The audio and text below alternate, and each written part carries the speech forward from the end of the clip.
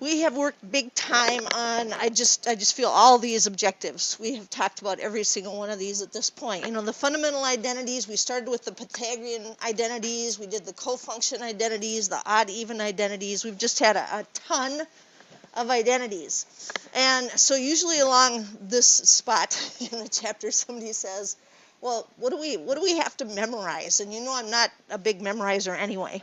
You have to know the Pythagorean identities.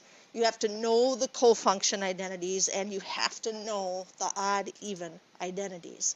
So those are just things that we have to know. As we start getting deeper in this, if you're thinking, well, there's a lot more left to this chapter, obviously, and we've only talked about section 5.1, there's going to be new ones. And at some point, those new ones, because they're not something you would use all the time or even every day if you were involved in trig, those will be formulas that will allow you to have for the test. You'll be given those formulas. But these we have to know. These have to be automatic.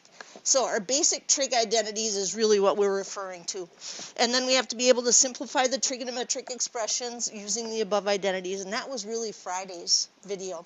And then solve trigonometric equations using trigonometric identities and properties of algebra. That's been in all of this. I mean, it really has.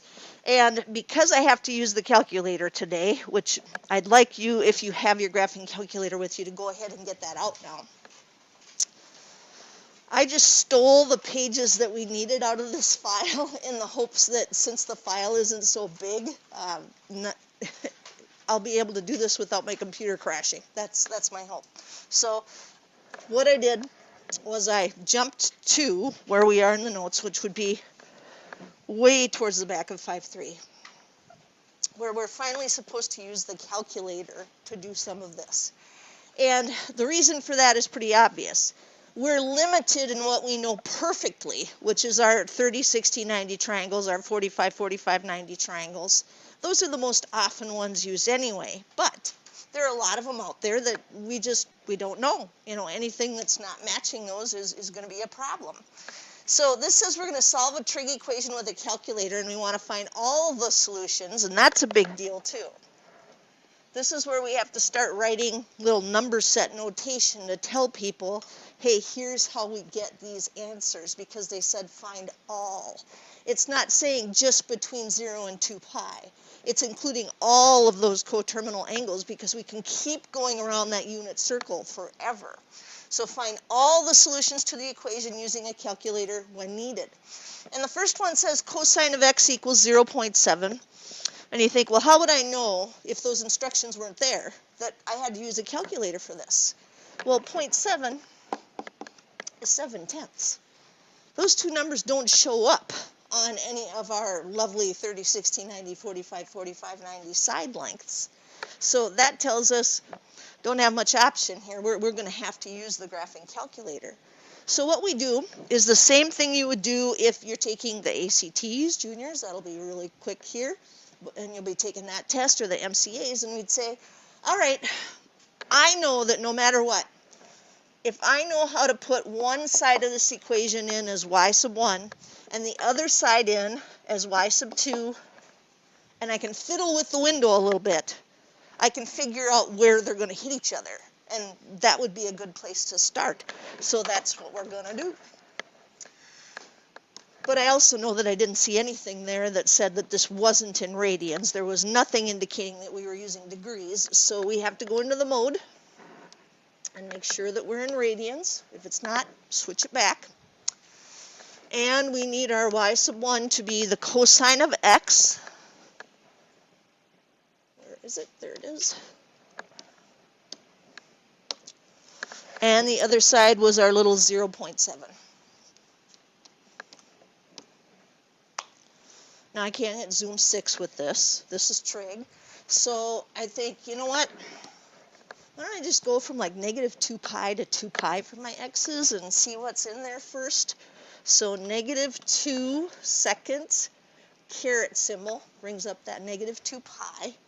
And when you hit enter, you notice it goes to a decimal anyway. So we see the negative 6.283, blah, blah, blah. And then we want a positive 2 pi, so 2 second, caret symbol again. and down to the y's. Now this was just cosine. So with cosine, we know it shows up between -1 and 1 for its range. So maybe I'll do -2 to 2, just to make sure I can see everything I need to see, and graph. So there I have the intersections. I can see them.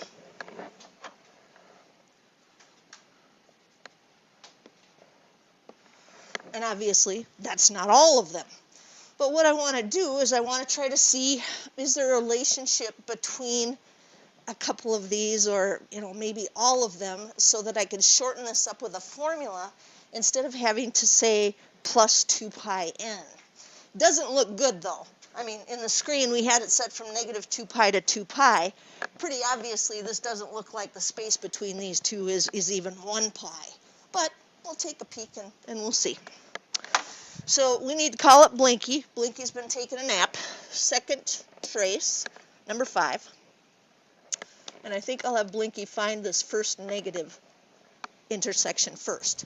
So that's my first curve. The red one will be my second curve, and then I hit enter, and I don't want to take a guess, so enter again. Basically, if they're the only graphs you have in there, hit enter 3 times and you've got it. So -0.795. Now, I might even want to go as far as -0.794 at this point, because I don't know if they're 1 pi or 2 pi apart from each other. But I would write that one down in my notes. And then I want to see that first positive 0 that we have there, or first positive intersection. Second trace, number 5. Get Blinky over here. Enter, enter, enter. Interesting. So that'll save us a little bit of time, because it was -0.795, and now we have a positive 0.795. So now I start thinking, well, do they have a nice space between them? From -0.795 to 7.95, no, you couldn't add pi to get between one of those. So I will have to use them both. Now, is this space between these two zeros, is that 1 pi or is that 2 pi? That's another thing I want to know for my little formula. How far is it from here to here? So I'm going to go ahead and figure that out by finding the intersection again.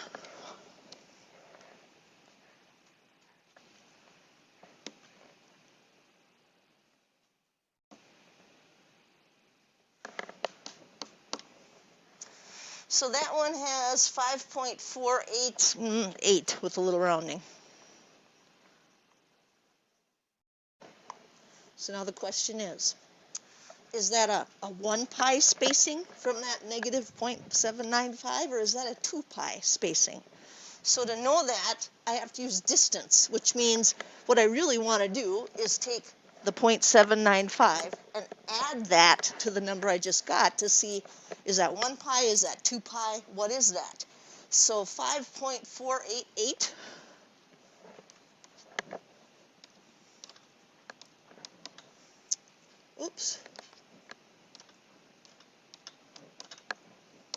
plus, and it was 0.795 with rounding.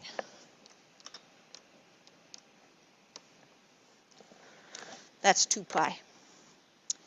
So that's how I'm going to have to write my answers. There's really no shortcut with this one. I'm going to write it in number set notation, set of all x, such that x equals. There's a little bit that we can use a little bit of short notation for, and that would be, it was a plus and a minus 0.795. Yeah. Plus 2 pi n, where n is a set of all integers. Now you can see why we don't necessarily like having to use the graphing calculator. It's kind of putsy, you know. What we're hoping to see, especially when we use our nice ones, our 30, 60, 90s, and our 45, 45, 90s, is on the unit circle, if they're exactly 180 degrees from each other, then we can just say plus pi n. But with these, we'd have to go all the way around. Abby? Where'd you get that 0.755? Oh, because I wrote the 5 twice. Thank you, Abby. That was a miff on my part. There we go. 0.795. All right, so let's go down here to B.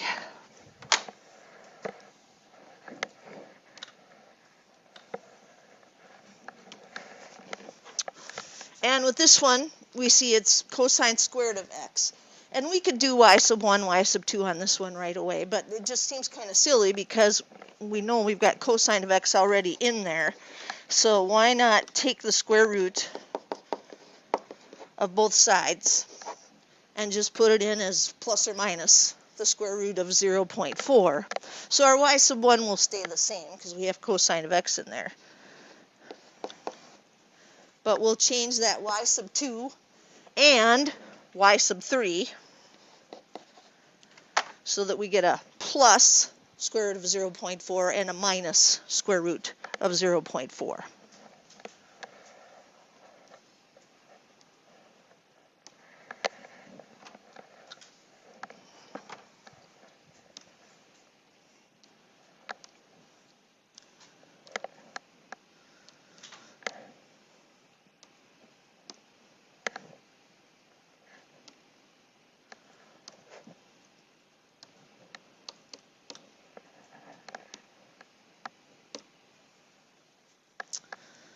And take a peek.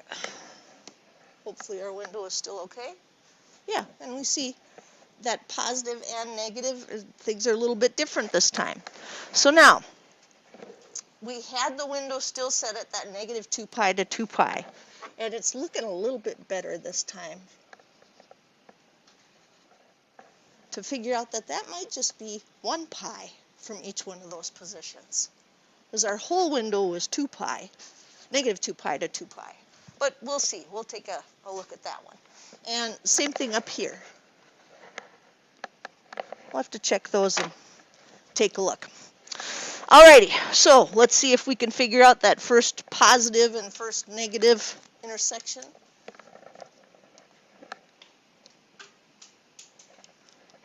So there's a nice little negative. Negative 2.256.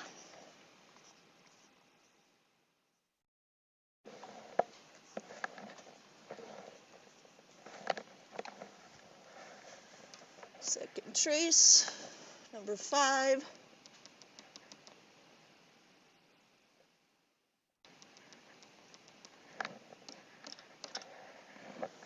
.256. So again, what I'm hoping for is that maybe this time we could just say plus 1 pi n instead of having to use the 2 pi n.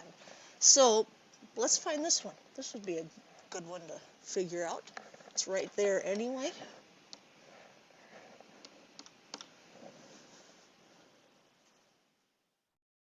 So there is 2.256 again.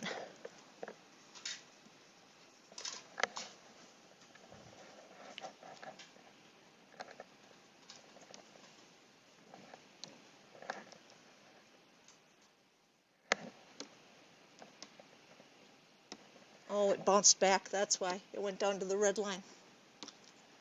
There we go. That's the other one I wanted to see, 0.857. We needed them all anyway.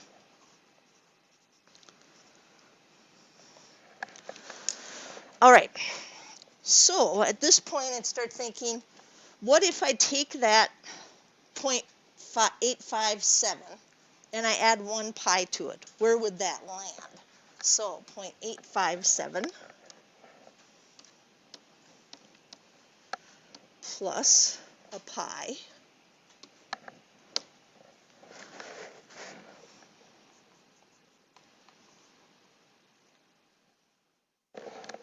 gives me 3.999 with rounding to 3 decimal places. So what I want to do is go back to my graph and check the other zeros and see if I do land at some point at that 3.99. I'll have to watch it more closely this time. I didn't notice it jump. Okay, so there's that one again. I'd really like to see this one. I'm guessing it's going to jump back anyway. And it did.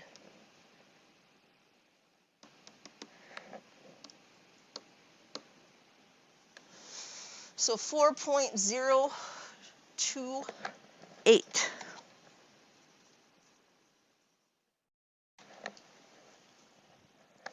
And let's go with the last one to the right there.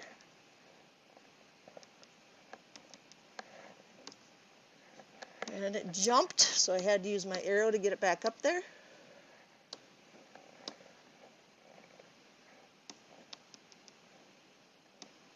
There we go.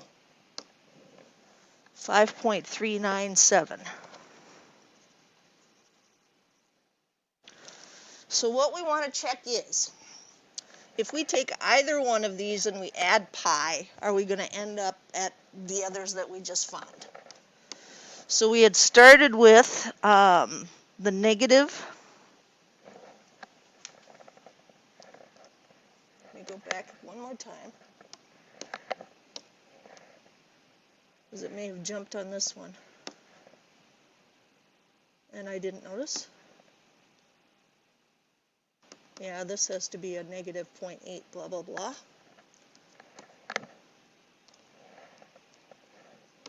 And it did. It jumped. So there's our other negative 0.886. All right. So if we take that and add pi. Yep. 8.55.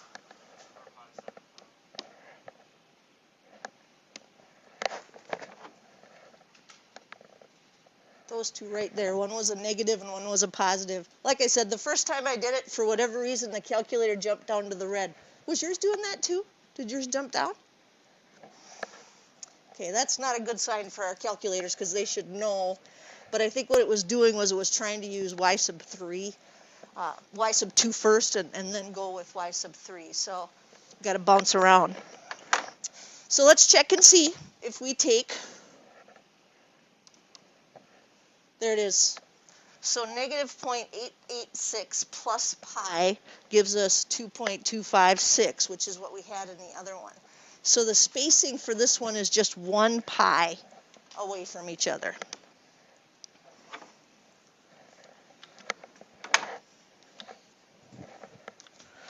So the set of all x such that x equals, and we had a plus or minus 0.886 plus pi n, where n is the set of all integers. So like I said, very putsy. You know, we'd rather not use the calculator if we can get away with it, but when we're trying to find some that don't show up on our nice 30, 60, 90s, 45, 45, 90s, then we have to figure out a way to try to get it. Abby. So we had an x that was like a 0.857. And that was because it had skipped and jumped from the black one to the red one. Yeah. Sorry I didn't catch that. Like I said, I think it's because it went after y sub 2 first and then went back. Tristan? So, real quick question. Could you treat y sub 2 and y sub 3 as like their own answers? 0.886 plus 2 and 5. Yeah. So, again, the hope is when you see it, you kind of think, the spacing here, it doesn't look like 2 pi. It looks like I could get these to match up and these to match up. And then you just have to try something. You know, you try plus pi n or minus 2 pi n. And you see, what is that spacing? So yeah, calculator, not the to-go way. It's just what we have to do. Yeah. So is that right one also 0.886? A little louder, please. Is the right one, like the right rectangle we have on there, also 0.886? It is. These are symmetric to each other. The whole problem was that it jumped down to the red one. And Boy, we probably could have just skipped the negative one to start anyway as y sub 2 and just done y sub 3. For whatever reason, it wanted to jump to the negative first, and I think it's because I had them in the order of y sub 1, y sub 2, y sub 3. So it's doing the best it can. So we've got one more of these. And this one says the cosine of x is 1.77. Well, right away we should know that's a problem, right? What does cosine have to be between? Negative 1 and 1. But if you needed the evidence,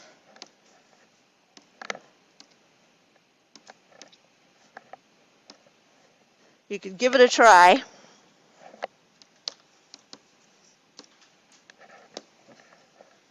And you'll see it never does hit. So this one we'd put down no solutions for.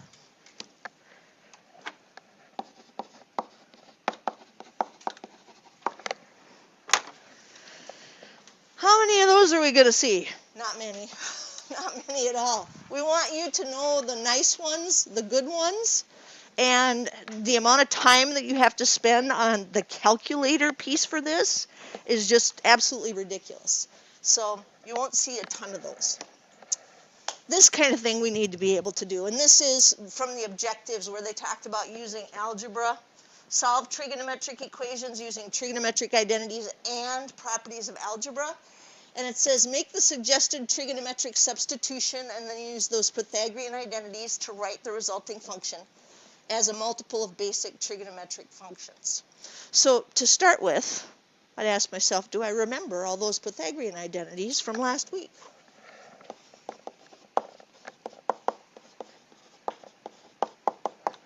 Now hopefully we all remember that one, right?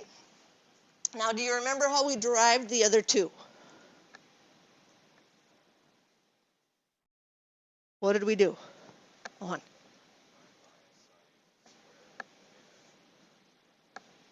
Yep, go through once, divide everything by sine squared, go through another time, divide everything by cosine squared. Doesn't matter which one you do first. I think I'll go with cosine first. So sine divided by cosine, that's tangent. Cosine squared divided by cosine squared, that's 1.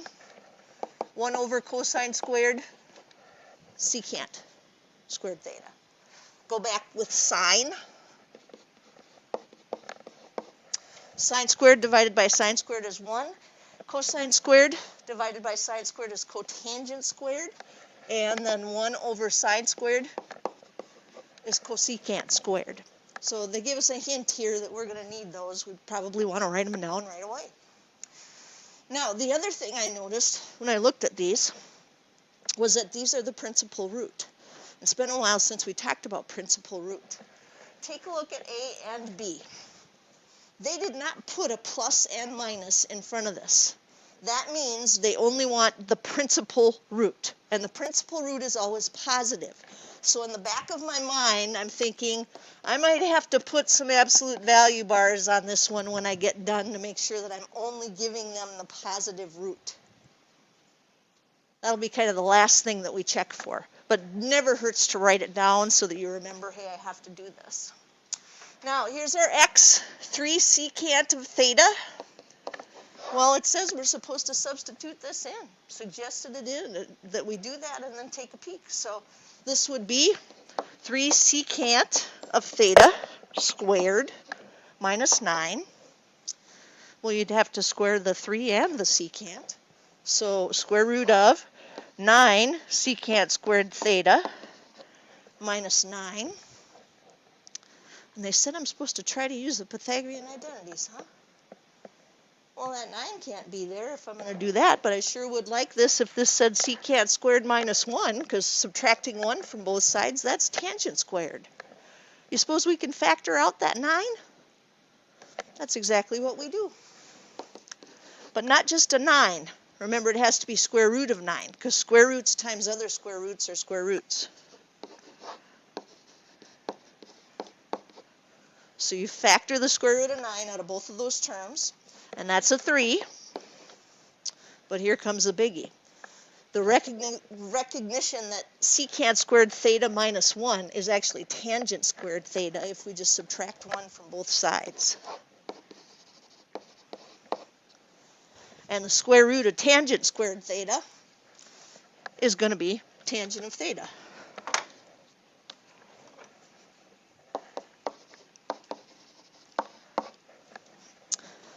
However, remember what I had you write down at the beginning? What did this have to come out as? Are we guaranteed that tangent of whatever angle is out there is going to come out to be positive? That's why we need those absolute value bars. Right there.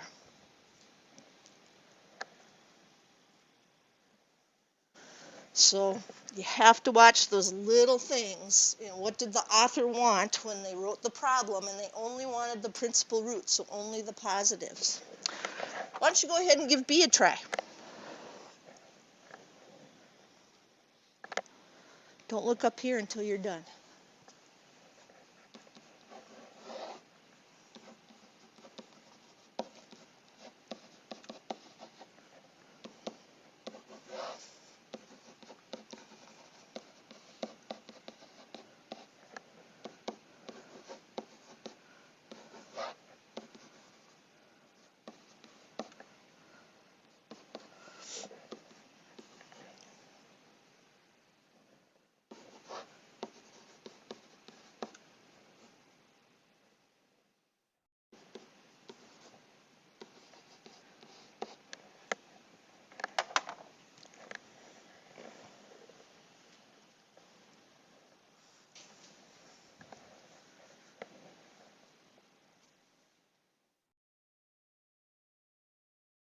Already got it? Why would this one lose a half a point? Yeah, didn't put the absolute value on there yet.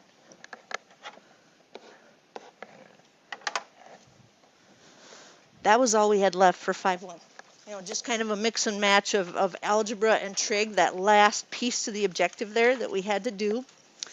And the calculator part, you know, there are times when I think we should just cut that because we don't spend time on that anyway. We see it so that you know when you take the ACTs or the MCAs, if there's something that you're like, I don't know how to solve this, you do the y sub 1 and y sub 2 and see where they intersect each other, and hopefully that's enough. But even on the ACTs, often the toughest trig problems that you'll see on there will be using a basic Pythagorean identity. So sophomores, juniors, you already, like I mentioned before, have a leg up on all the folks that didn't make it to pre-calculus, you know, because they'll never see that before they take the ACTs or the MCAs. So there's 5-1 day 3. We have a little work time. Like I said, I did start making the list for people that might want to do the retake so I can open up the folder. So if you want to, email me, or you can just talk to me today and let me know that you want to be on the list.